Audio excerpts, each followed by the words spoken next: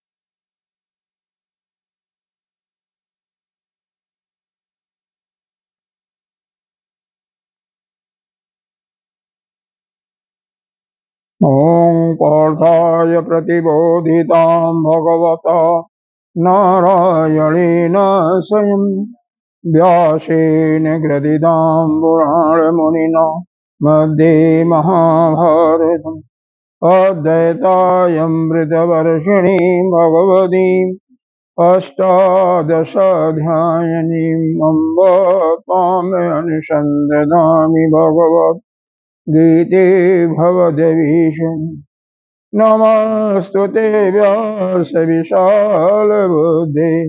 पुल्लारविन्दाय तपप्रणीता येन त्वया भारततैलपूर्णः प्रज्वालितो ज्ञानमयो प्रदीप प्रपन्नपारिजाताय स्तोत्रवित्रयकपाणे ज्ञानमुद्राय कृष्णाय गीतामृतदुहे नमः। सर्वोपनिषदो गावो दुग्धो गोपालनन्दन पार्थो वत्स सुधीर्भोक्ता दुग्धं गीतामृतम् वसुदेवसुतं देवं कंसचारूरमर्दनं देवकी परमानन्दं कृष्णं वन्दे जगद्गुरुं भीष्मतोळतटा जयदजलगान्धारनीलोत्पलं शैलग्रावती कृपेण वहनी करलेन वीराकुलम् हस्तस्तां विकरघोरं कर दुर्योधनवर्तिम् श्रोतिरागलुगाण्डैरलनदी कैवर्तकः केश पराशरवच सरोजममलं गीतार्थगन्धोद्भटम् नानाख्यानककेशरं हरिकथा सम्बोधनबोधितम् लोके सज्जनशतपदैरहरः पीयमानं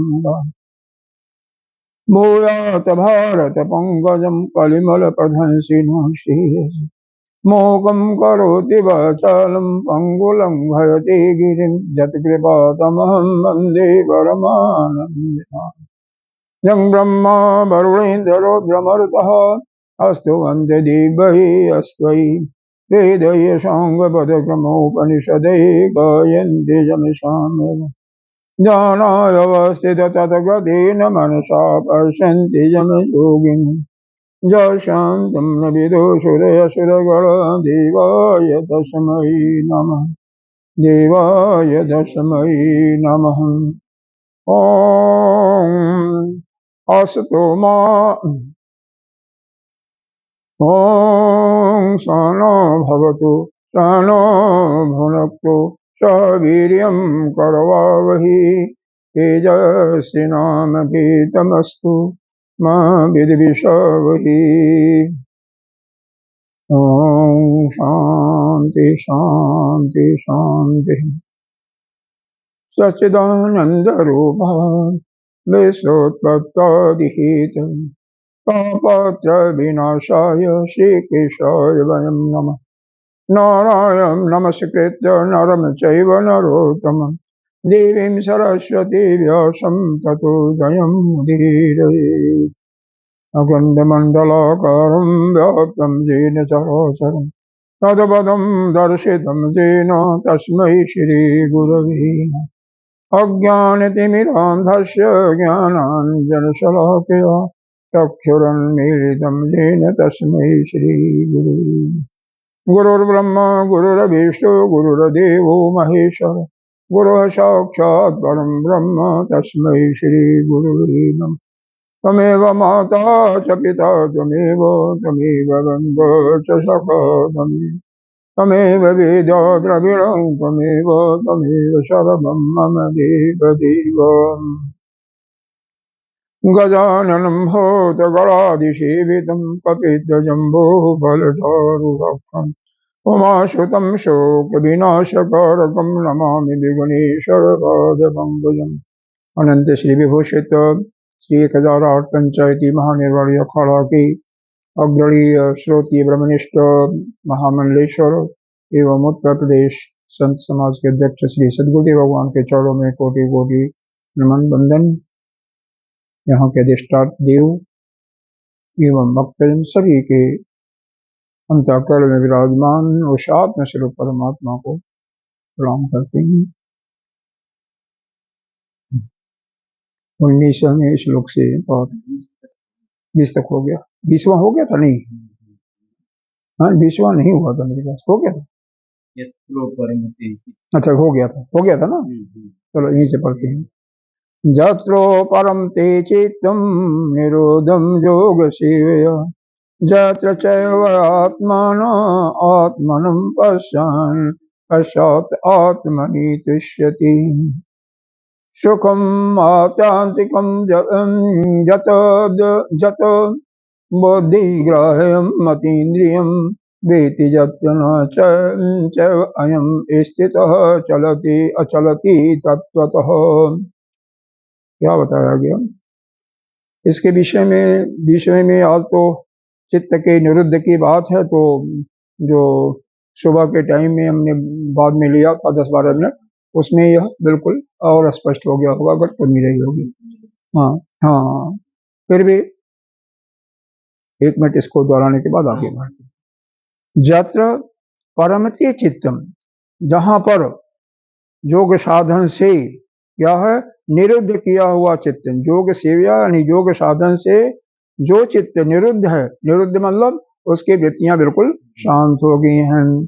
जत्र परमति, जहां वह एक प्रकार से उपरांत होता है या उपरति को प्राप्त होता है, वह कहाँ प्राप्त होता है?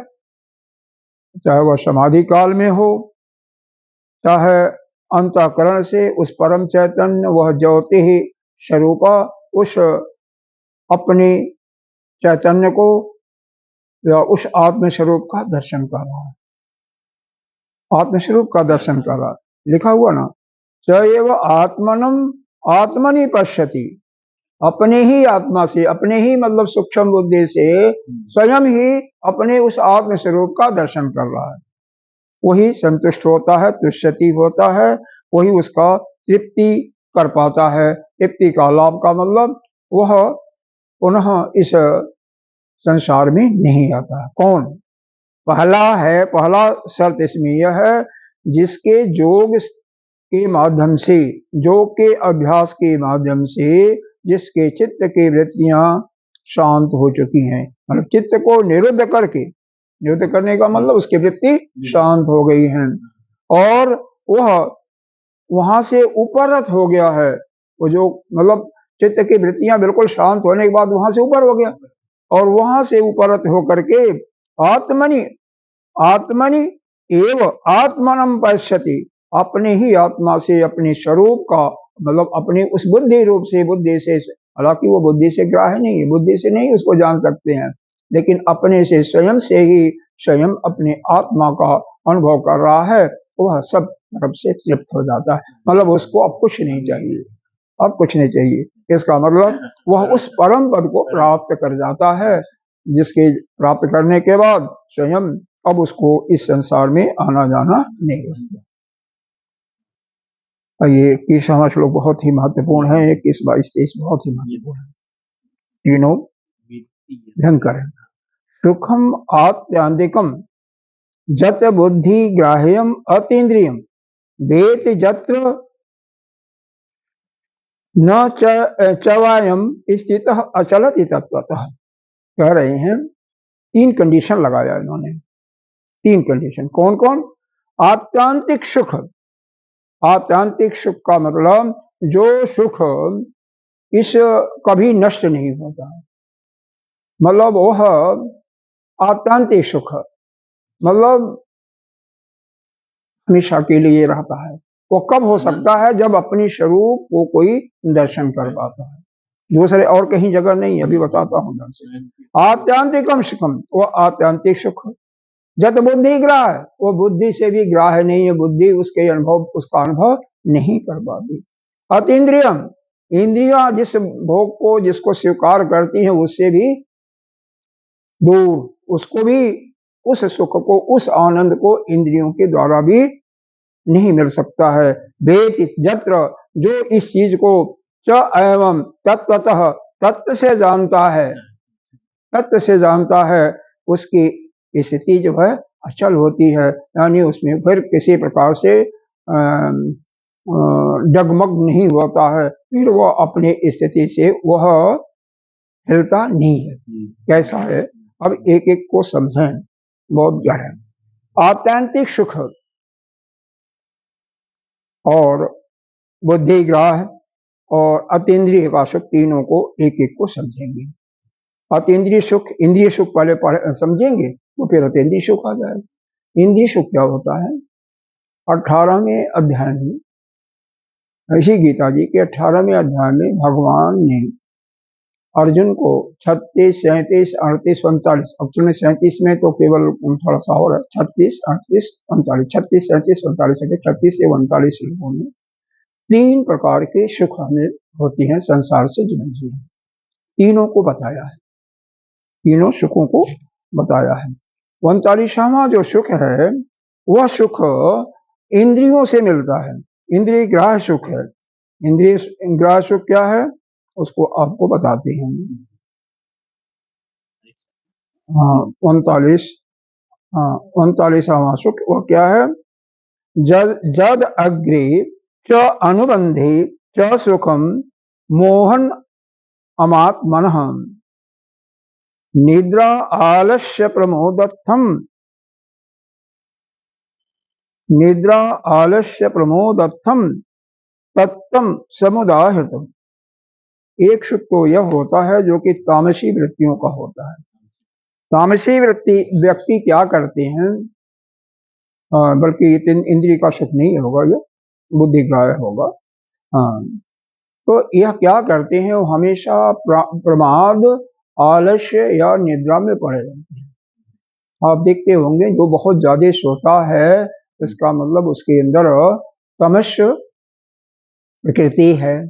तमस प्रकृति आते क्या है? जिनका भोजन तामसिक होता है। तामसिक भोजन क्या है?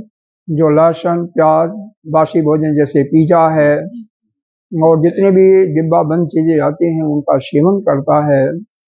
ये वो ने चाय कॉफी जो ज्यादा पीता है, कॉफी क्या पूरा क्या बिल्कुल मना किया, लेकिन फिर भी जो ज्यादा पीता है वह तामसिक प्रकृति होती है, जो बासी भोजन करता है वह। तो वह क्या होते हैं? अगर आलस्य जग गए, मान लो जग गए, लेकिन बिस्तर से खड़े नहीं हुए। जगना मतलब नींद का टूटना और बिस्तर से खड़ा होना यानी जगना समझ लीजिए, वो दोनों अलग अलग बातें हैं। हाँ, नींद टूट गई, समय हो गया, क्योंकि यह मल मूत्र का त्याग जो है इंद्रियों का, वह हमेशा अपने समय पर होता है। उनको आवश्यकता पड़ती है। अगर कोई भी 5 दिन, 7 दिन, 10 दिन एक ही समय पर कोई एक कार्य करता है, एवं पूजा भी करते हैं, तो जैसे समय होता है आप उसके लिए आकुल हो जाते हैं, व्याकुल हो जाते हैं कि यह हमारा समय है। जैसे यहाँ का समय एक निश्चित है, तो उस समय पर आपको आकुलता आ जाती होगी, क्योंकि यह अभ्यास का सुख है। ये तो अभ्यास का सुख है, यह अभ्यास के सुख में आता है। अच्छा, तो अब देखिए, अब वहां पर वह व्यक्ति क्या सोचा कि अरे अभी तो बहुत टाइम है, 4 बज गया, अभी तो 2 घंटा 3 घंटा अभी आराम। फिर जब उसका बाद में उसको पछतावा होती है तो हमने बहुत गलत किया। तो यह आलस्य है, आलस्य है। निद्रा पड़ा हुआ है, जैसे अफीम कोई खाया हुआ है, 10 घंटा 12 घंटा सो रहा है, सो रहा है वह, चाहे वह यहाँ पर दोनों चीजें होती हैं, सपने में आलस्य और सुषुप्ति तीनों अवस्था होता है। तो जागृति में तो नहीं है, स्वप्न सुषुप्ति में है, पड़ा हुआ है। जागृति में कौन है? जागृति में तो वह व्यक्ति हुआ जो कि उसका निद्रा टूट गई, लेकिन जगह नहीं, यानी खड़ा नहीं, वह बिस्तर से नहीं उतरा, वो आलस्य में पड़ा हुआ है, वह तो जागृत में है, जागृत में है ना। सुषुप्ति में तो निद्रा में पड़ा हुआ है, जैसे वह दवा खा करके सो रहा, उसको कुछ पता लगता नहीं है क्या हुआ क्या नहीं हुआ, चाहे कोई चोर आकर के सब कुछ सामान ले, कुछ नहीं उसको मालूम पड़ता, कुछ नहीं उसको मालूम, कुछ नहीं। दूसरा, प्रमाद का मतलब क्या होता है? हम का सुख होता है प्रमाद, विपरीत प्रकार से। प्रमाद का सुख ऐसा इसको मान सकते हैं, जैसे क्या उदाहरण इसका दृष्टांत देना है हमें।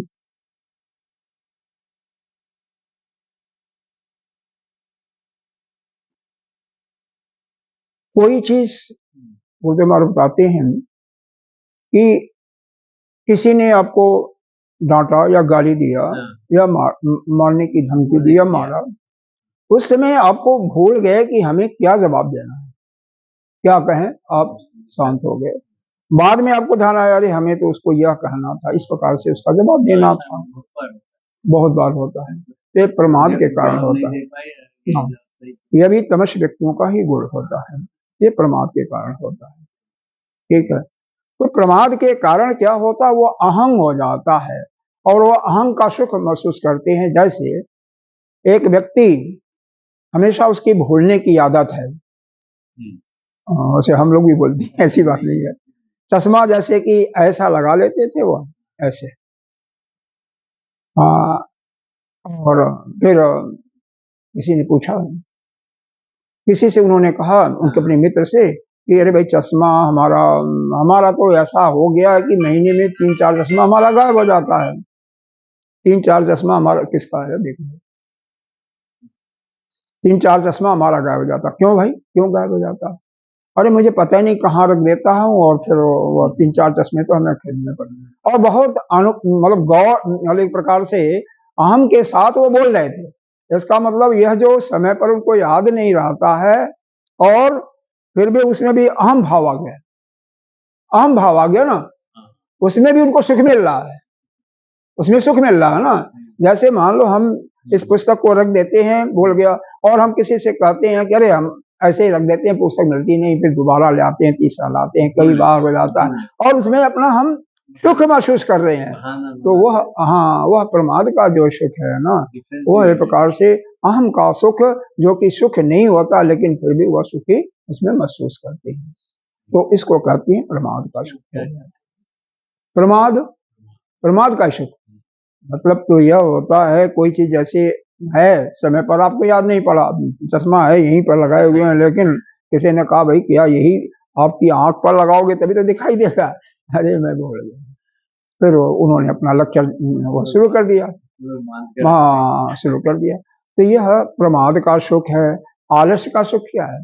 जब वह आदमी नींद तो टूट गई, लेकिन जब उसका मन नहीं करता कि मैं बिस्तर से उतरूं, चाहे शौच करने के लिए हो या पेशाब करने के लिए, आप जल के पीने के लिए, तो उसी में वो सोते सोते सुख महसूस कर रहा है, वो आलस्य में सुख महसूस कर रहा है, आलस्य का सुख हो गया। निद्रा तो निद्रा का तो वो दवा पी कर जैसे खा करके कोई मस्त रहता है उसी में।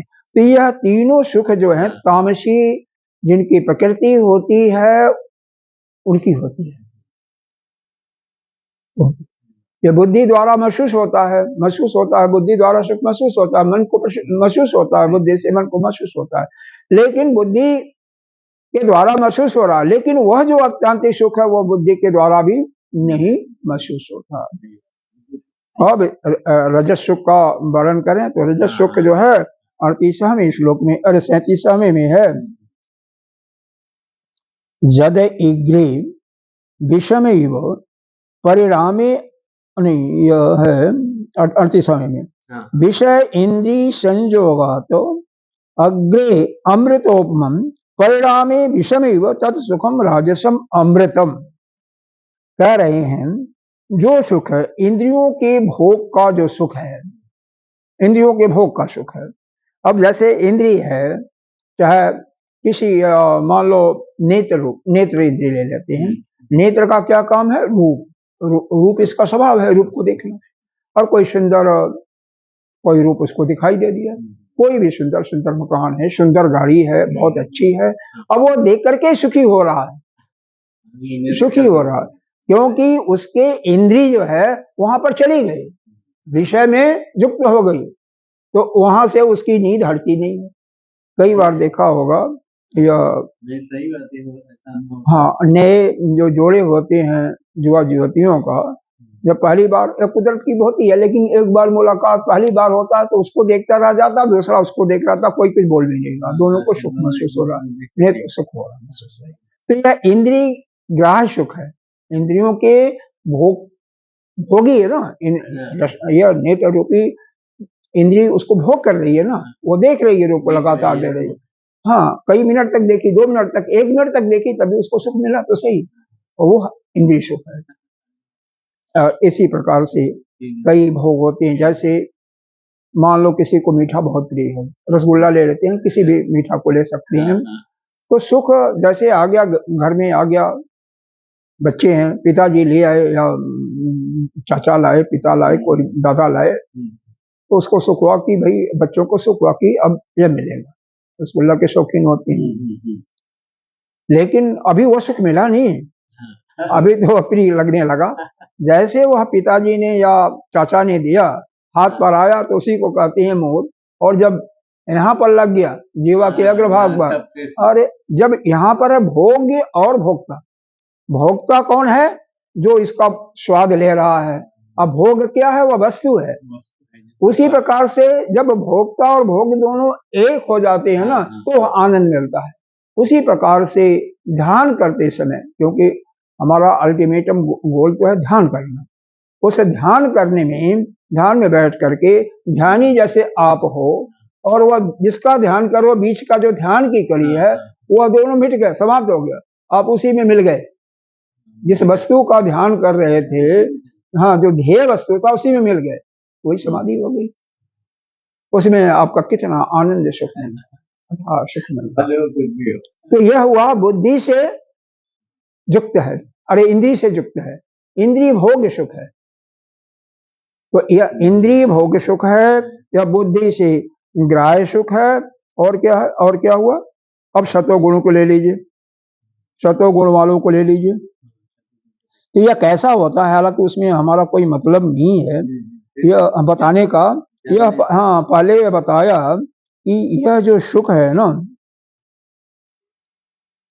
पहले तो अमृत के समान अच्छा लगता है, जैसे रसगुल्ला जब खाएगा तो बहुत अच्छा लगेगा, बहुत सुख मिल गया, लेकिन उसका जब परिणाम होगा, 2-4 खा लिया तो फिर क्या होगा? कॉन्स्टिपेशन होगा, या कहीं किसी को शुगर है या परिवार में है तो पिताजी को है, माता, तो उसको शुगर होना शुरू हो जाएगा, तो वह विष के समान हो जाता है। तो रजोगुणी सुख है, यह प्रारंभ में तो अमृत के तुल्य है, और बाद में उसका परिणाम जो है वह विष के समान है। और जो पहले वाला बताया है वो निद्रा, आलस्य, प्रमाद में, वो तो हमें वो तो ऐसे ही है, वो तो ना पहले कोई सुख है ना अंतिम, ठीक है, वो अनुभव मालूम हो रहा, बस और कुछ नहीं। अब तो 36वें श्लोक में बताया, इन्होंने शतोगुण का सुख है, यह अभ्यास का सुख है। जैसे ये किसी का कोई अभ्यास है, जैसे आप मंदिर जाते हो, डेली जाते हो, नित्य करके जाते हो, तो जिस दिन नहीं जाओगे उस दिन आपको कुल बुलाहट सी होगी कि क्या खो दिया, क्या खो गया, क्या नहीं हो गया, ऐसा महसूस होता होगा कि वह करना होता है। घड़ी पर जो पूजा करता है, आराधना जो भी करता है या ध्यान ही करता है, अगर एक दिन छूट जाता है किसी भी कारण से, तो उसको चैन नहीं मिलता, उसका हृदय व्याकुल रहता है। तो यह अभ्यास जनित सुख होता है, अभ्यास जनित सुख। अभ्यास जनित सुख। अब देखो इसमें और थोड़ा सा डिटेल वो आगे जाते हैं। कुछ लोग ऐसे होते हैं जो कथावाचक होते हैं, वह स्वभाव से जब नित्य प्रति, अब जैसे मैं ही सुना रहा हूँ, लगातार ही कई महीने से चल रहा है ना, तो जिस दिन कथा सत्संग नहीं करता हूँ कुछ अंदर से व्याकुलता हो जाती है। एक दिन तो चलो कोई बात नहीं, 2 दिन 3 दिन तो फिर ये होता भाई क्या खो गया क्या नहीं खो गया। ऐसे ही ध्यान करने वाले के लिए भी होता है, और ऐसे ही प्रॉब्लम होती है, समस्या आती है, चाहे वह कोई सेठ हो जो अपने बिजनेस का विस्तार करता जाता है, हमेशा हर समय सोचता है किस प्रकार से विश्वास हो। ये वो ना बड़े बड़े महात्मा भी वही सोचते हैं कि किस प्रकार से हमारा यह अभी आश्रम है ना कितना और बढ़ जा, कहीं और हो जा। तो हमेशा तो यह वास्तव में सुख नहीं है, उनकी चित्त तो वहां से हट रहा है ना, हाँ परमात्मा से हट रहा है वहां पर। देखो सभी का जो ज्ञानी हो गया उसका तो नहीं हटेगा, वो तो कोई मतलब नहीं, जो कुछ है जो कोई सेवा कर रहा है चाहे भक्त कोई कर रहा है उससे कोई लेना देना नहीं, बढ़ रहा है नहीं बढ़ रहा है उसको तो कोई मतलब नहीं। जैसे हमारे गुरुदेव मस्त रहते हैं, ज्ञानी है, पूर्ण ज्ञानी है, लेकिन जो ज्ञान के उस स्टेज पर नहीं पहुंचा हुआ है, उसके चित्त को भ्रमित करने वाला होता है, जो उसके अंदर यह क्रिया होती है कि हमारा अभी 4 कमरे का है 10 कमरे का हो जा, हमेशा चित्त उसी पर जाएगा। हाँ ऐसा होता है। तो जो अज्ञान से अभी युक्त है, ज्ञान पूर्ण रूप से उसके अंदर ज्ञान का उसको अनुभव नहीं हुआ, ऐसा जो अपने चाहे बिजनेस हो चाहे वह, अरे कई महात्मा ऐसे भी होते हैं, हमसे खुद ही पूछा है कि स्वामी जी वहां पर आना है, बीकानेर से एक बार आया किस महीने में, कोई अगर आपका जानने वाला भेज दो। मैंने बात किया तो कहते हैं कितने लोग आते हैं। तो जिसका केवल इसमें उनकी प्रवृत्ति है कि अधिक से अधिक हमारे पास आवे या भक्तों को केवल बनाना है, प्राप्ति का उनको वह सुख आकर होता है, तो समझो उनका भी बनावटी सुख है और कोई सुख नहीं है। उनका ध्यान जो है उस परम पिता परमेश्वर के चित्त में जो लगना चाहिए वो नहीं लग सकता, कभी नहीं लगेगा।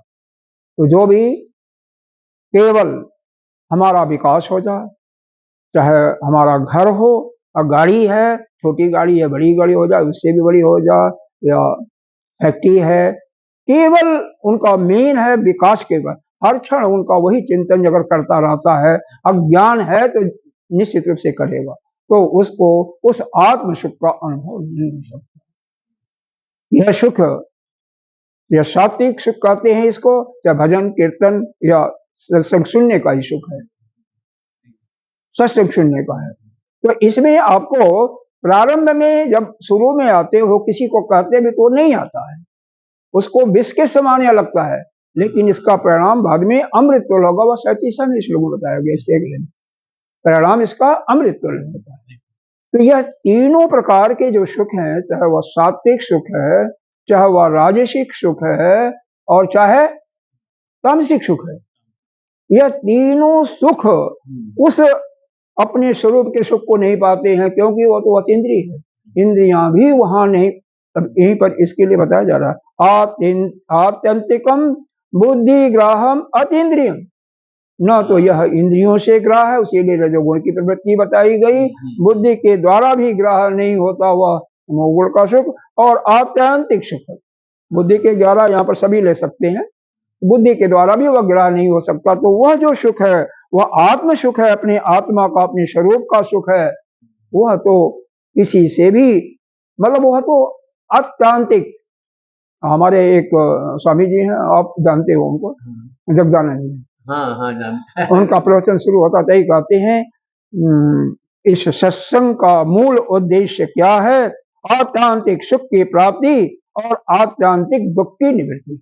सुना होगा, यही सेंटेंस ही है, आत्यांतिक सुख की प्राप्ति इसका मतलब अपने स्वरूप में स्थित होकर के जो प्राप्त होता है वह उसका कभी अंत नहीं होता, अंत ही नहीं, अनंत है, आदि अनंत सब खत्म।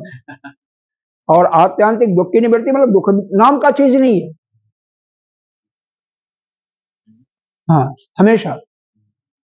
लेकिन अब किसी के समझ में आवे ना आवे आत्यांतिक दुख क्या होता सुख है, यहाँ पर भगवान ने स्पष्ट कहा है वह सुख क्या है। वह सुख जो है, जो अपने आत्म स्वरूप का सुख है, वह चाहे वह सात्विक सुख है, चाहे राजसिक सुख है, चाहे तामसिक सुख है, इन सबसे दूर है, सबसे परे है। क्योंकि वह सुख यह कभी भी उसको नहीं पा सकते, चाहे वह आप कोई है सत्संग सुनने का सुख है, चाहे ध्यान में बैठने का है, चाहे समाधि का सुख, यह भी उसको नहीं पाएगा अपने स्वरूप में स्थित होने। और जो अपने स्वरूप में स्थित होगा तो इसको क्यों श्रवण करने की क्या जरूरत, उसको पूजा इत्यादि करने की क्या जरूरत है, ध्यान में करने की क्या जरूरत है, वो तो अपने स्वरूप में मस्त है, किसी से कोई मतलब नहीं। बहुत गहरा अर्थ है। अब इसके बाद आगे क्या कहती है, ये समझ में आ रहा ना। वेति जत्र न च एवं, जो इसको तत्व से तत्वतः वेति जत्र वेति तत्वतः, जो इसको तत्व से जान लेता, वेति माने जानना, समझ आए, जो इसको तत्व से समझ लेता है, जान लेता है, च एवं न स्थिति चलती, वह अपनी स्थिति से डगमगाता नहीं, वह इस पर दृढ़ हो जाता है, उसी आत्म स्वरूप में पड़ा। यह इसका पूरा का पूरा अर्थ है। अब ये समझ में आ गया, ठीक है, नहीं तो दोबारा इसको बता देने की जरूरत है। समझ में आ रहा है तो कम से कम एक और चीज इसमें समझ लो। क्या चीज मैं कहना चाहता था, हमेशा जैसे हमें दुख हो ही ना, दुख हो ही ना, अगले श्लोक में बताएंगे तब उसको बताते हैं, चलो। तो दुख का होना, दुख का होना, अब दुख होगा लेकिन आपको दुख महसूस ही ना हो तो क्या करेगा दुख को, इसका क्लियरिफिकेशन जो है 23वें श्लोक में हम करेंगे, ज्यादा बताएंगे। अभी तो इतना ही इसको समझें कि यह 3 प्रकार के सुख होते हैं जो कि इस शरीर और अंतःकरण के माध्यम से होते हैं, अंतःकरण के माध्यम से होते हैं ना, चाहे बुद्धि से हो, चाहे इंद्रियों से हो, और चाहे मन से उसके सुख की प्राप्ति, सतगुण की प्राप्ति कर रहे हो। इन तीनों प्रकार के सुखों से परे, उससे भी अलग जो आत्म सुख होता है वह अत्यांतिक होता है, उसका कभी अंत नहीं। और उसको जो जान लेता है, जानेगा कब, जब इसको खुद आत्म स्वरूप में जाएगा तभी अनुभव होगा ना, शब्दों से इसको नहीं जाना जा सकता। हाँ, तो विच एवं न स्थिति चलत, वो अपनी स्थिति से, अपने स्वरूप से कभी भी विचलित नहीं है। इसका उदाहरण, इसका दृष्टांत एक देते हैं। हमारे एक दोस्त थे, क्या हुआ कि वह तैरना जानते थे, तैरना जानते थे, नदी में तैरना, नदी हो, समुद्र हो, बावड़ी हो, तैरना उनको आता था, तैराक थे। लेकिन 25-30 साल से उनकी वो आदत छूट गई थी, मतलब तैरे नहीं थे, उनको मौका नहीं मिला। तो किसी उनके मित्र ने कहा कि चलो आज फला जगह हम तैरते हैं, और चलते हैं। वहां पर ले गए, तो फिर वहां पर लोगों को तैरना सिखाते उखाते भी रहे होंगे, तो चलो। तो उन्होंने कहा कि मेरे को तो तैरना आता नहीं। तो उन्होंने सोचा कि 25-30 साल हो गया, पता नहीं छलांग लगा कहीं गड़बड़ हो जाए। तो उन्होंने कहा कोई बात नहीं, आपके लिए मैं एक अपने जो शिष्य हमारा है, जो निपुण है, उसको मैं साथ में लगा देता हूँ, वो आपकी रक्षा करेगा। तो उस दोस्त ने क्या कहा, अरे मेरे को छलांग लगाने में ही मजा आता है। तो ये हुआ, छलांग कैसे लगाओगे, तुम्हें तैरना नहीं आता है। हाँ तो क्योंकि पहले की आदत थी, इसी आदत के फलस्वरूप तो हम लोग गड़बड़ काम भी करते हैं, गलत काम करते हैं। जो बचपन की आदत होती है, कभी की आदत होती है, उसी के स्वरूप हमसे गलतियां होती हैं और हमसे अच्छे काम भी होते हैं, क्योंकि वो स्वभाव कहीं जाता नहीं है। तो ठीक है भाई, कैसे करें। तो उन्होंने कहा यह जो है हमारा जो मित्र है जो कुशल तैराक है, आपका हाथ पकड़ लेगा। उन्होंने कहा नहीं नहीं, मैं हाथ पकड़ूंगा। अब जब वो हाथ छलांग लगाता है, मजबूती से उन्होंने पकड़ा, फिर एक बैग उन्होंने छोड़ दिया, वो तो अपना चला गया, डुबकी लगाया और ये अपना वहीं पर खड़े रहे ऊपर, ये नहीं गए हैं। अच्छा, जब वो आने लगा, आ गया मेरा लगभग इनके पास तक, तब यह बैग छलांग लगा देते हैं। तो वो मना भी करता, करे क्या होगा, हमारा मृत्यु होगा और क्या होगा, नहीं वैसे थे।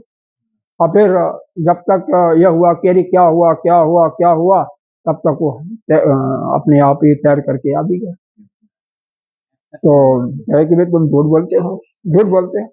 अरे मैं झूठ नहीं बोलता हूँ, मैं 25-30 साल से कभी तैरने का मेरे को मौका ही नहीं मिला। पहले मैंने किया था, बचपन में किया था, लेकिन अब हमने किया नहीं। तो यह दृष्टांत देने का तात्पर्य यह है कि जो एक बार आप सीख जाते हो ना, वो कभी भूलता नहीं। एक बार आप अपने स्वरूप में चले जाओगे, ज्ञान को प्राप्त कर लेंगे, तो कभी नहीं भूलेगा।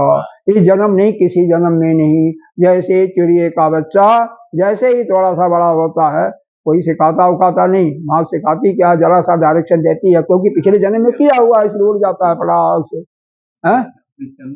हाँ, गाय का बछड़ा देखो, आधे घंटे में दौड़ने लगता है, 15 मिनट में 16 मिनट में उसकी माँ जो है उसको चाट चूट करके ठीक कर देती है, फिर खड़ा हो जाता है, और कोई बात हो तो दौड़ने भी लगता है। और यही मनुष्य का जो बच्चा होता है, 1.5 साल तक पड़ा रहता है, 6 महीना तो बिल्कुल नहीं। तो यह है। तो एक बार, अब देखो जितने भी कार्य आप बचपन में किए होंगे, जो भी ज्ञान प्राप्त किए होंगे, वह आपके उस चित्त में संग्रहित होता है, और वह ज्ञान भूलता नहीं है, जाता नहीं, चाहे वो अपराविद्या का हो या पराविद्या। पराविद्या का मतलब ब्रह्म को जोड़ने वाला, यानी ब्रह्म विद्या, और अपराविद्या मतलब सांसारिक। वह जो एक बार सीख गया वह कभी भूलता नहीं। इसीलिए यही कारण है कि जो इस मार्ग पर चलता है, किस मार्ग पर, मोक्ष प्राप्त करने के मार्ग पर, यानी ज्ञान प्राप्त करने के मार्ग पर, अगर इस जन्म में किसी कारण से उसकी मुक्ति हो जाती, अरे मृत्यु हो जाती है उसके शरीर की, और वह ज्ञान नहीं प्राप्त कर लेता है, तो भी दूसरे जन्म में उसको निश्चित ही मनुष्य के का ही जन्म मिलता, जैसा भगवान ने बताया हुआ, किसी श्रेष्ठ पुरुष के घर या किसी योगी के घर, और साधना अपनी वहीं से शुरू कर देता जहां तक पहुंचा हुआ है, और जल्दी से वह ज्ञान को प्राप्त करके मुक्त हो जाता है। यही कारण है, वही रहता है। अब आप अपने शुरू को कर लो। हम जैसे एक बात बता रहा हूँ, मैंने जो अनुभव किया है, आप कोई भी काम जब बचपन में रहे होंगे या ऑफिस में रहे होंगे, बहुत तेजी से करने में प्रसिद्ध रहे हैं, बहुत तेजी से। अभी देखा, कई दिन से मैं मना करता हूँ कि ओम की ध्वनि या कोई भी चीज है जो मतलब आपका शिक्षक है, प्रवक्ता जो भी है, तो उसके साथ मिल करके करना है। 2 आवृत्तियों के बीच में गैप रखना है, लेकिन पहली और दूसरी आवृत्ति के बीच में का कोई गैप होता ही नहीं। बिल्कुल, बारंबार कहने के बाद 5-7 बार हुआ, तो इसका मतलब यह है कि स्वभाव किसी का बदल भी नहीं सकता, जो स्वभाव है वही रहेगा। परिवर्तन होता बहुत सूक्ष्म होता है, माइनर। मैंने अपने जीवन से अनुभव किया, यह अनुभव के बेस पर है, this is based on my own experience. नहीं होता परिवर्तन। गुरुदेव हमारे इसीलिए कहते हैं, किसी को तुम सुधार नहीं सकते हो, और ये भी जो महात्मा या जो कोई भी शिक्षक है किसी को सुधारना चाहता तो खुद ही गिर जाएगा, और वह तो उसका क्या सुधार होगी, किसी को कोई सुधार नहीं सकता। अगर मैं चाहूँ, हालांकि मैं कोशिश करता हूँ, लेकिन वो गलत हमारा है कि कोई भी अच्छे मार्ग को पकड़ करके पार हो जाए, लेकिन हम किसी के अंदर कोई शक्ति नहीं, हमारे अंदर भी कोई शक्ति नहीं मैं किसी को सुधार को, वो तो परमात्मा का काम है, उसका स्वयं अभ्यास और परमात्मा का काम, उसकी कृपा है, वो नहीं सुधार सकता। निकल किसी बच्चे को देख लो सुधारने के लिए, आप सुधार सकते हो? नहीं सुधार सकते, कोई नहीं सुधार। हाँ, बालकाल में सुधारा जा सकता है, 8वीं 10वीं तक, 8वीं 10वीं साल की एज तक, 12 साल तक मैक्सिमम सुधार सकते हो। बाद में उसकी प्रक्रिया बहुत स्लो हो जाती है, होने लगती है, बुढ़ापे में तो बिल्कुल नहीं होती। और इसका भाष्य देखना, सुखम आत्यांतिकम इसका मतलब है अत्यंतम एव भवति थी, मतलब अनंत इत्यर्थम। इसका अर्थ है अनंत सुख। अनंत सुख का मतलब जिसका आदि नहीं है, अंत नहीं है, और ऐसा सुख प्राप्त होता है, वह आत्यंतिक सुख की जो बात की गई, उसका कोई आदि अंत नहीं है। इसके बाद जद तद बुद्धि ग्राह्य का मतलब बुद्धिया, मतलब बुद्धि से, एवं इंद्रिय निरपेक्ष गुह्यते इति विवरण। इंद्रिय और इंद्रिय के उपेक्षा करके, मतलब इंद्रियों का कोई सहयोग नहीं है उसमें, बुद्धि से ही ग्रहण किए जाने वाला है, जो इंद्रियों के पहुंच से भी अलग है, अतीत है, उसको कहते हैं बुद्धि ग्राह्य सुख। समझ में आ गया? वही जो ऊपर आया था। इसके बाद है इंद्रिय इंद्रिय गोचर। इसके बाद है यतीन्द्रियम, है ना, तो अतीन्द्रियम, अतीन्द्रियम का अर्थ दिया इंद्रिय गोचरातीतम अविषय जनितम इत्यर्थ, यानी इंद्रियों के पहुंच से अतीत है, यानी जो विषय जनित सुख नहीं है। ऐसे सुख को वह योगी जिस काल में अनुभव कर लेता है, सुखम अनुभवति यस्मिन् काले स एव विद्वान आत्मस्वरूपे, तो अपने आत्मस्वरूप में स्थित हो जाता है। तो वह ऐसा सुख जो आत्यंतिक है, बुद्धियों से ग्राह्य नहीं है, और इंद्रियों से भी कभी उस सुख को प्राप्त नहीं कर सकते हो, वह सुख कभी प्राप्त होगा जो इसको तत्व से जानता है, वह अपने आत्मस्वरूप में स्थित हो जाता है, फिर वहां से वह विचलित कभी नहीं होता है। ठीक है, आगे चलें। बहुत गंभीर है, समझ में आ गया तो चलते हैं। जितना भी हो जाएगा ठीक है, लेकिन जो हो वो अच्छी तरह से समझो। यम लब्ध्वा च अपरम लाभम मन्यते न अधिकम ततः जस्मिन् स्थितो न दुखेन गुरुराप विविचाल्यते।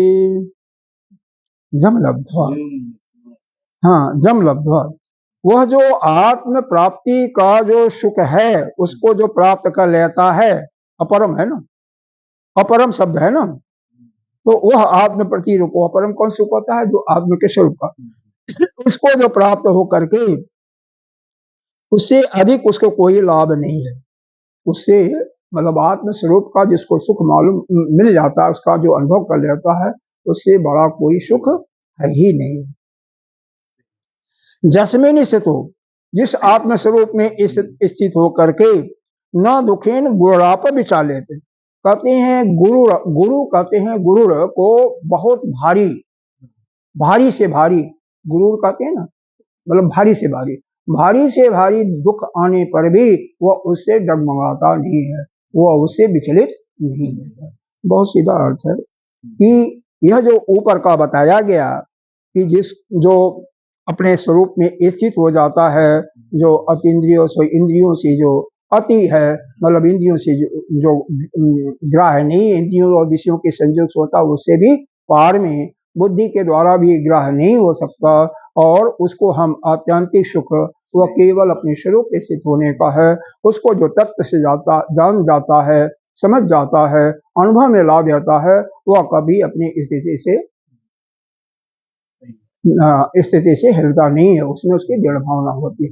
तो यहाँ पर ये बता रहे हैं, इस स्थिति को जो प्राप्त कर लेता है, उस परम सुख का जो लाभ प्राप्त कर लेता है, तो वह सबसे न अधिकम, तो उससे अधिक, उससे ज्यादा प्राप्ति कुछ भी नहीं है, वही परम प्राप्ति है।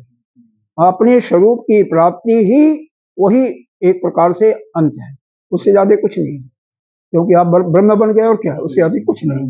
हाँ, जस्मिन, जिसमें स्थित हो करके कितना बड़ा से पहाड़ जैसे भी दुख होगा उसको विचलित नहीं करना। और इसको आगे हाथ से देख लेते हैं, फिर इसका व्याख्या करते हैं थोड़ा सा। जम लब्ध्वा का मतलब जम आत्मलाभ, हम लब्ध्वा प्राप्त, जो आत्मलाभ को प्राप्त कर लेता है। जो अपरम, अपरम का मतलब अन्य लाभांतर, जो अन्य जो लाभ होते हैं उनसे अधिक है। ततः अधिकम अस्ति, उससे इति न मन्यते चिंतयति, उससे कोई नहीं, किंच, उससे कोई उसको स्मरण नहीं करता। किंच जस्मिन आत्मतत्ते, जस्मिन का मतलब जो आत्मतत्ते स्थितो दुखेनो शास्त्र निपादादि लक्षणेन, मतलब शास्त्राघात आदि, मतलब बड़े से बड़े दुख भी उसको गुड़ा जो महान दुख है उसको भी विचलित नहीं कर सकते। इसका मतलब क्या है, देखो आप कभी भी कुछ भी प्राप्त हो जाए, कुछ भी मिल जाए, आपको किसी बात की कोई चिंता ना हो, आप बिल्कुल निरंजन बन जाओ। निरंजन एक आया है, एक श्लोक है, भगवान ने गीता जी में ही 18वें अध्याय में बताया है, 56वां श्लोक है या 56वां श्लोक है या कौन सा श्लोक है, मैं आपको बताता हूँ कि 54वां श्लोक है, ब्रह्मभूतः प्रसन्नात्मा न शोचति न कांक्षति समः सर्वेषु भूतेषु मद्भक्तिं लभते पराम्। जो ब्रह्म तत्व को जान जाता है, ब्रह्म को अनुभूत कर जाता है, यानी जो अपने स्वरूप में स्थित हो जाता है, जो की स्थिति यहाँ पर बताई गई है, उसको किसी बारे में न तो वह इतना प्रसन्न रहता, प्रसन्न आत्मा है वह, न कुछ सोचता है, न किसी से कुछ प्राप्त करने की इच्छा नहीं है। अब हमें किसी से प्राप्त करने की कोई इच्छा नहीं है, और किसको, जो उस स्वरूप में भी पहुंच जाए वो हमेशा प्रसन्न रहेगा। कितना महान से महान दुख हो, कुछ भी हो, कोई भी परिस्थिति हो, अरे भगवान राम को देखो, भगवान राम को जब 14 साल का वनवास दिया जाता है तो कोई उनके प्रसन्नता पर कोई भी विषाद नहीं पड़ता है। शाम को सुख का दिया जाता है, राज तिलक का, तब भी कोई सुख नहीं महसूस होता है। अरे आप देखो भगवान कृष्ण को, पूरा जीवन उनका संकटों से ही रहा, लेकिन उनका चेहरा क्या है, हमेशा प्रसन्न। उनकी आंख के देखते देखते एक समय उनके भाई बलराम जी भी उनसे अलग हो जाते हैं, कुछ मतभेद, कुछ उनका पूरा जादूवंश उनके देख के आंख के सामने सामने पूरा का पूरा नष्ट हो जाता है, लेकिन उनके चेहरे की प्रसन्नता कभी नहीं, कोई नहीं किसी प्रकार का।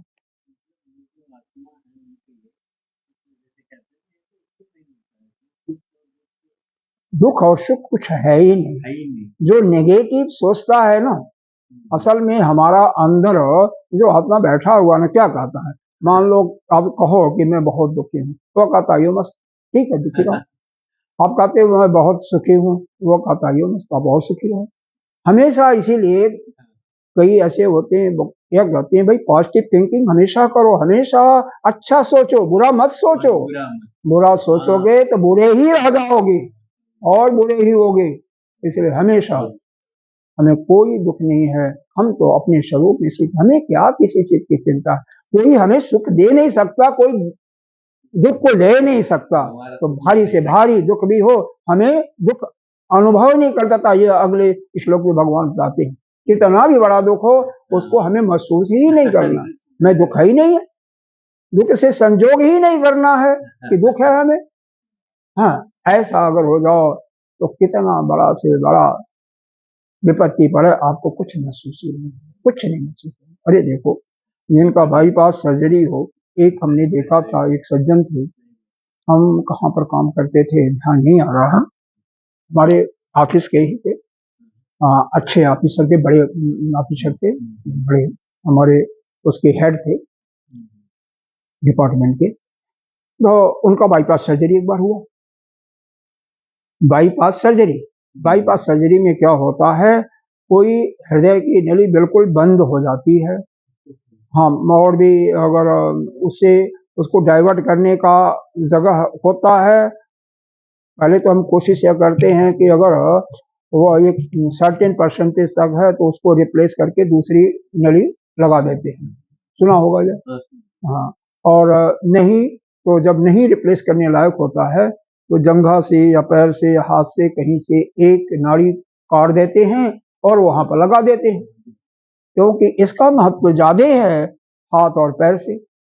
ज्यादातर जंघा से नाड़ी एक काट देते हैं, उसको लगा देते हैं, जंघा को कुछ नहीं होता, मालूम नहीं होता।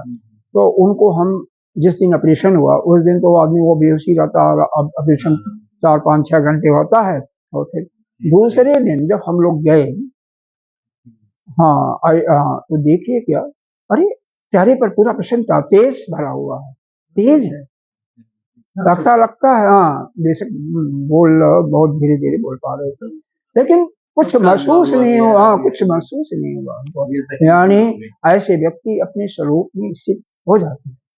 अभी देखो, जो भी और मोदी जी को लो, इस उच्च अपने पद पर गए हैं तो निश्चित रूप से कुछ आध्यात्मिकता उनके अंदर रही होगी, जो कि ऑलरेडी आपको झलक उनकी मिलती है। ऐसे कोई ऐरू गरू नहीं पहुंच जाता है। हाँ, अगर इस संसार का भी लाभ जो लेता है, जो उच्च पद पर होता है, एक्सेप्शनल केसेस को छोड़ करके, निश्चित रूप से वह अध्यात्म से या अपने स्वरूप से नहीं पूरा तो जरूर उसके तरफ झुका जाता है। जितने भी वो बड़े आदमियों को मैंने कईयों को देखा है, वह आध्यात्मिक अधिक से अधिक है। ऐसा नहीं है कि हमसे वो कम है ना, ऐसा नहीं है, फिर उनको वह सुख का अनुभव होता है। हाँ, अरे जो बड़े पोस्टों पर होते हैं ना, एक नहीं चारों तरफ से थपेड़े बजाए जाते हैं। कोई कहता यह काम, कोई कहता नहीं यह करो, कोई कहता वह करो, फिर भी उनको कोई परवाह नहीं, मर्जी करता उसी टाइम करते हैं, नहीं तो दूसरे दिन करते हैं, तीसरे दिन करते हैं, अच्छी तरह से समझ करके करते।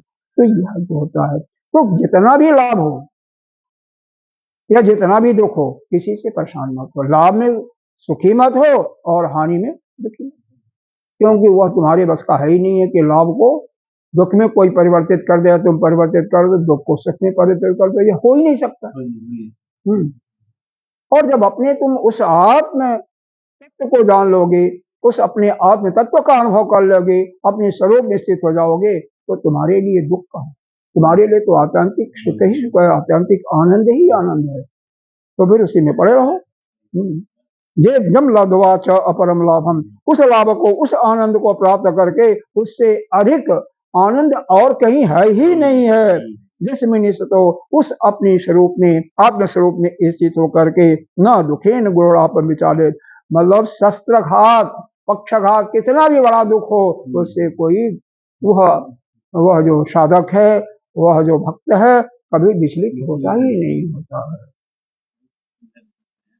अब देखो, इसका भाष्य बता दिया था ना, नीचे संगति है, इसका देखते हैं। जत्र परमति, मतलब जत्र परमते कहाँ आया है, पीछे से आया है, पीछे से आया है। जत्र परमते कहीं आया होगा, यहाँ 20वें श्लोक में आया है। जत्र परमते चित्तम विरोधम योग से, यहाँ से इति आरंभ, यहाँ से प्रारंभ करके जावत बुद्धिम विशेषण, जावत बुद्धिम आया है ना यहाँ इस श्लोक में, जावत बुद्धिम। तो जावत बुद्धिम कहाँ आया है, जावत बुद्धिम, जावत बुद्धिम, बुद्धि विशेषण ही विशिष्ट आत्म अवस्था विशेषो योग, वो ऊपर वाले में आया 21 में, जावत बुद्धि में, उसमें आया है 21वें में आया। तो यहाँ से लेकर के, हाँ जावत बुद्धि, तो यहाँ से लेकर के इन दोनों श्लोकों में विशिष्ट आत्मा का अवस्था विशेष रूप ही उसी को जो कहा गया है, जो कि यह इस श्लोक में आपको अगले श्लोक में वो परिलक्षित हो रहा है। क्या है, तम विद्यात दुख संयोगो वियोगम योग संगीतम स निश्चयेन जोक्तव्यो योगी निर्वीण चेतसा। अब इसका अर्थ दो प्रकार से बताए, हाँ संत लोग इसका अर्थ दो प्रकार से बताते हैं, इसके दो भाव बताते हैं। पहला भाव तो यह है जो हमारे गुरुदेव ने बताया है, तम विद्यात दुख संयोग वियोगम योग संगीतम, योग की परिभाषा है असल में, ऐसे अंतिम परिभाषा है जो कि इस गीता जी में पहले दो योग की परिभाषा दूसरे अध्याय में आया हुआ है, दूसरे या तीसरे में। अब यहाँ पर यह अंतिम परिभाषा बताती है। तम विद्यात, विद्यात माने जानना, दुख संयोग, जहां जहां से आपको दुख की प्राप्ति का संयोग मिल रहा है, उन संबंधों से आप वियोग कर लो, उससे वियोग कर लो। पिता और पुत्र से मिल रहा है, पुत्र से अलग हो जाओ, अलग होने का मतलब आप मन से अलग हो जाओ। पत्नी से मिल रहा, पत्नी से अलग, धन से हो रहा तो धन से अलग, अपने को अलग कर लो। यह नहीं धन को उठा करके फेंक दो, मतलब उससे अपने संबंध को छोड़ दो। घर छोड़ने का नहीं है, घर से मिल रहा तो घर से अपने को अलग कर लो, ठीक है। तो जहां जहां से दुख मिल रहा है उससे अपने को अलग कर लो, क्योंकि मुख्य बात यह है कि आपका मन में किसी प्रकार का विचलन नहीं होना चाहिए, विक्षेप नहीं होना चाहिए, इसलिए उसको मन से अलग निकाल दो। नहीं तो गुर्दे को देखो ना, किसी को मालूम है नहीं क्या है क्या नहीं, वो से अपने आप अपने को अलग कर लेते हैं, उससे कोई मतलब नहीं हुआ। जहाँ मर्जी जहां से एक बार मन में खिंचता है उससे अपने को अलग कर, वो हम लोगों के सीखने के लिए है, हम लोगों को सीखने के लिए। हाँ, तो अपने को अलग करना ही, हाँ न अलग करना ही उसी को योग कहते हैं। योग का मतलब यह है जहां जहां से दुख आपको मिल रहा है, जिससे मिल रहा है, उनसे आप अलग हो जाओ, बस अपने को अलग कर लो। ठीक है। अब इसी लाइन का दूसरा अर्थ कुछ और महात्मा क्या बताते हैं, वह कहते हैं अगर वियोग का अर्थ लेते हैं संजोग रहित, वियोग को अलग से न करके संजोग रहित कहते हैं। दुख का संजोग, अगर संजोग रहित कोई दुख है उसको योग कहते हैं। मतलब इसका भाव क्या है उनका, उनका भाव यह है कि दुख आपको हो रहा है, आप उसको दुख मानो नहीं, सुख हो रहा है आप सुख मानो ही नहीं। हाँ, दुख कितना भी भयंकर दुख आप उसको दुख मानो नहीं, तो दुख क्या आपको परेशान करेगा। मतलब दुख रहित, दुख हो रहा है ठीक है, संजोग हो गया, दुख का संजोग हो गया ना, तो उसे अपने को वियोग कर लो। वियोग करने का अर्थ यहाँ पर यह लगाया, वो उसको मानो ही नहीं अपना, उसे अलग हो जाओ। वो अलग किसी व्यक्ति वस्तु की बात नहीं कर रहे हैं, वो यह कह रहे हैं उस दुख से ही अपने को अलग कर दो कि दुख है ही नहीं, हमें दुख है ही नहीं, हम तो सुखी है। और यह पॉजिटिव थिंकिंग कर रहे हैं, उनको वह ले जाता है, सुख कर देता हुआ दुख उनका कुछ नहीं करता। माइंड सेट है, माइंड को हटा दो। और वास्तव में मन से ही दुख होता है, मन से ही सुख होता है।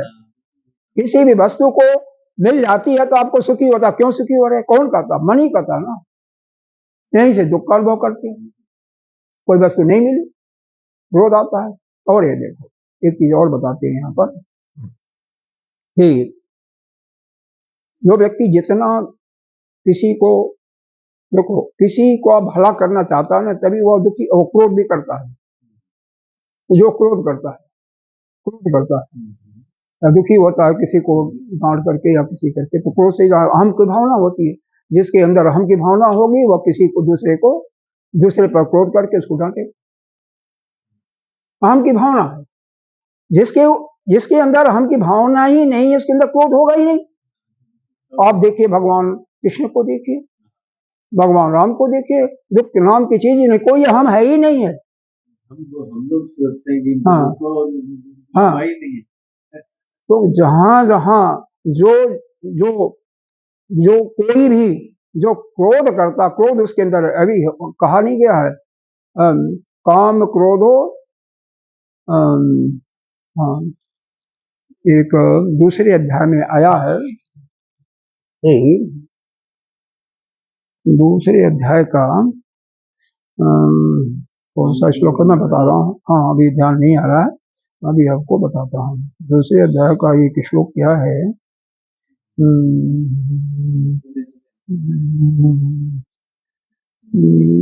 दूसरे अध्याय का, तीसरे अध्याय का, दूसरे अध्याय का ही होगा।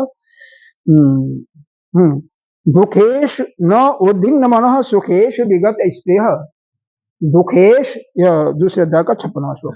दुखेश न उद्विग्न मनः, दुख से जिसका मन उद्विग्न नहीं होता, मन में कोई हलचल नहीं होती। और सुखेश विगत स्नेह, जिनका सुख में उनका स्पृहा सब उससे जो लगाव है वह चला गया है, विगत चला गया है। और फिर आया बीत राग भय क्रोध, जिनके अंदर से राग भय और क्रोध भी चले गए, राग भय क्रोध है ही नहीं है। तो सिद्धि मुनि, उसी को स्थित प्रज्ञ कहते हैं, सिद्धि मुनि कहते हैं।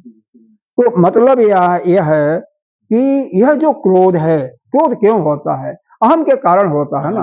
आप जो चाहते हैं उसके अनुकूल नहीं हो रहा है ना, आप चाहते हैं उस व्यक्ति को सुधारना, इसका मतलब आपका उसके ऊपर आसक्ति है, आप उसको सुधारना चाहते हो ना, आप सुधार सकते नहीं हो, क्योंकि सुधारना और आपका काम नहीं है, वो जिसकी सृष्टि है उसी का है, वह जाने। हाँ, बस हमेशा अपने तक ही सीमित रहना चाहिए। तम विद्यात दुख संजोग वियोगम योग संगेतियम।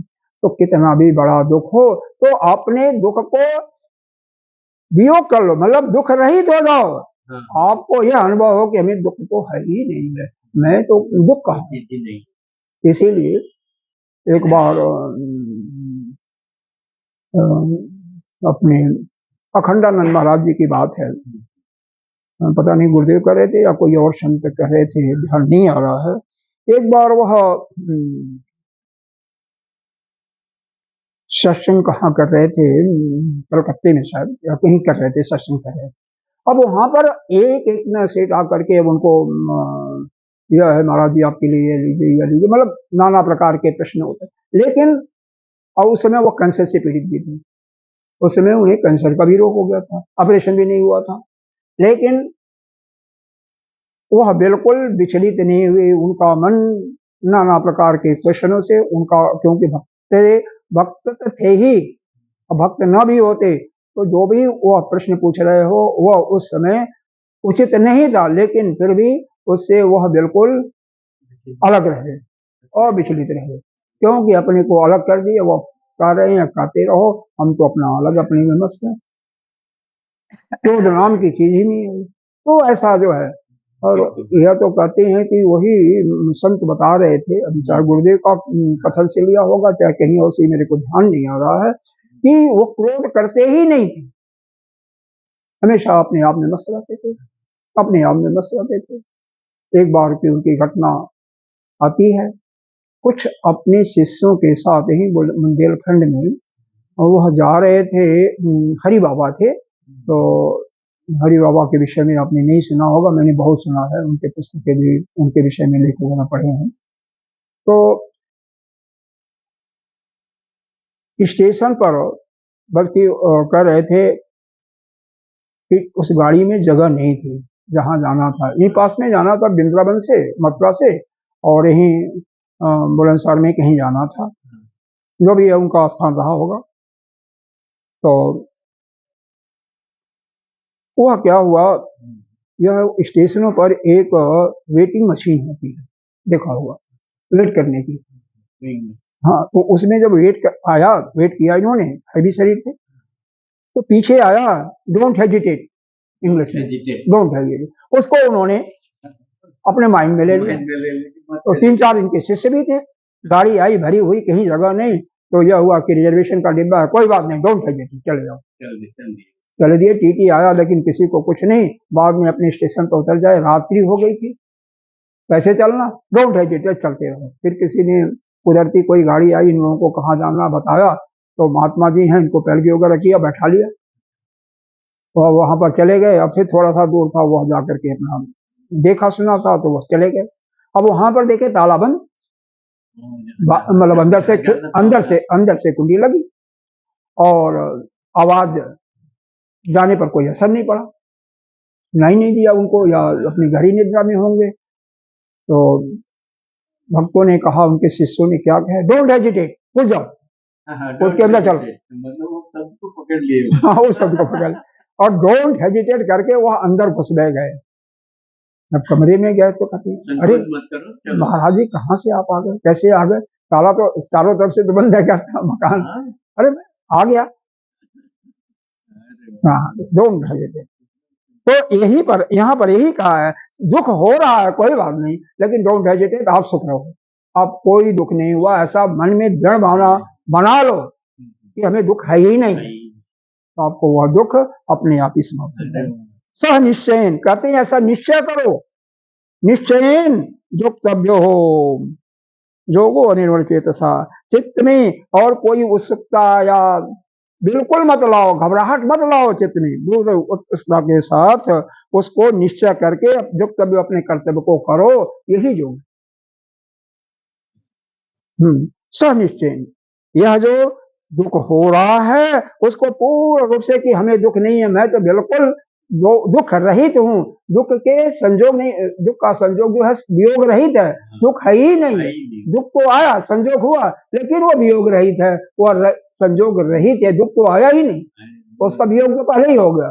तो वह निश्चय, पूर्ण निश्चय, दृढ़ता, पूर्ण दृढ़ता की भाव अगर आपके अंदर आ गई और उस दृढ़ता के साथ जो बिना विचलित हुए उत्साह पूर्वक उस रास्ते पर अपना कर्तव्य करता रहता, अपने कर्तव्य का पालन, वही योग है। यही के साथ अब हम समाप्त करते हैं इसको, अब आगे की बात आगे होगी, अब भाष्य इसका कल ही हम देखेंगे। ओम पूर्णमिदः पूर्णमिदं पूर्णात् पूर्णस्य उच्यते पूर्णस्य पूर्णमादाय पूर्णमेवावशिष्यते। ओम शांति शांति शांति।